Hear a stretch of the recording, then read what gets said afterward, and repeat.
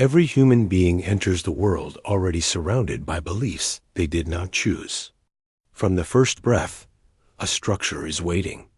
A religion, a worldview, a moral code, a narrative about what is true and what is forbidden.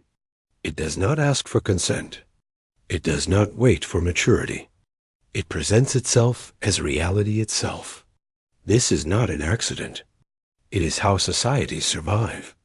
Belief systems are inherited long before they are examined, absorbed long before they are understood.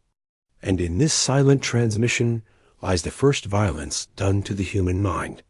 True freedom, if it exists at all, should begin only when a person becomes capable of questioning. When belief is no longer a reflex, but a conscious act. When one can decide whether to believe, what to believe, who to trust, or whether to reject imposed beliefs entirely. But this moment rarely comes. Most people never reach it.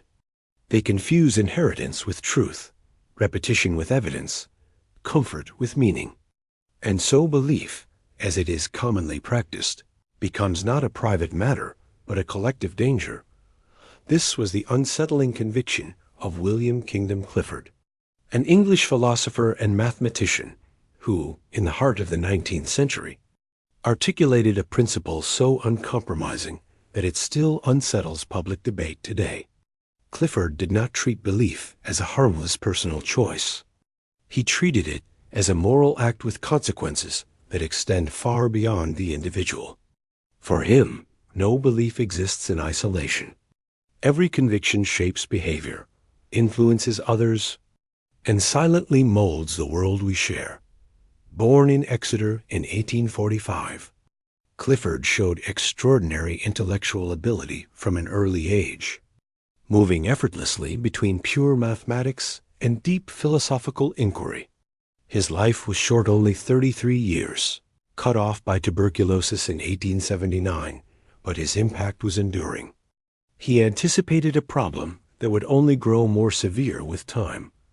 A world where beliefs spread faster than evidence, where conviction replaces understanding, and where certainty is prized more than truth. Clifford understood something most people prefer not to face. Believing is not passive. It is not innocent. It is an action. And like all actions, it carries responsibility. In his most famous work, The Ethics of Belief, Clifford refused abstraction. He went directly to the core of the problem. Every time a person chooses to believe something without sufficient evidence, a moral failure occurs, not only against oneself, but against society as a whole. The content of the belief is irrelevant. What matters is the way it is formed. To expose this idea, Clifford offered a simple story. A ship owner knows his vessel is flawed. It needs repairs. There are warning signs. Evidence is clear. Yet instead of confronting reality, he convinces himself that everything will be fine. He trusts in hope, in providence, in reassurance without justification. The ship sets sail, full of passengers. It sinks. Lives are lost. But Clifford's judgment is more disturbing than it first appears. The owner's guilt does not lie in the shipwreck. He would have been just as guilty if the ship had arrived safely. The moral failure occurred the moment he chose belief over evidence. The crime was not the outcome, but the refusal to seek truth. This is the heart of Clifford's philosophy. Believing without evidence is not merely an intellectual mistake. It is an ethical one. It trains the mind to accept claims without scrutiny. It weakens society's immune system against deception. It creates a culture where authority replaces truth and doubt is treated as betrayal. Clifford was not attacking religion as such. He was attacking blind faith itself. Comfort does not justify belief. Tradition does not justify belief. Psychological relief does not justify belief. If there is no evidence, belief becomes an act of negligence toward the shared world. It is wrong always, everywhere. And for anyone to believe anything upon insufficient evidence, Clifford did not soften this claim. He did not qualify it. He understood its severity, and he accepted it. For him, even beliefs that happen to produce good outcomes remain morally wrong if they were formed irresponsibly. Consequences do not redeem negligence. Truth demands effort, and refusing that effort is a betrayal of one's duty to others. Clifford's position becomes even more radical when placed in the context of society. No belief remains private for long.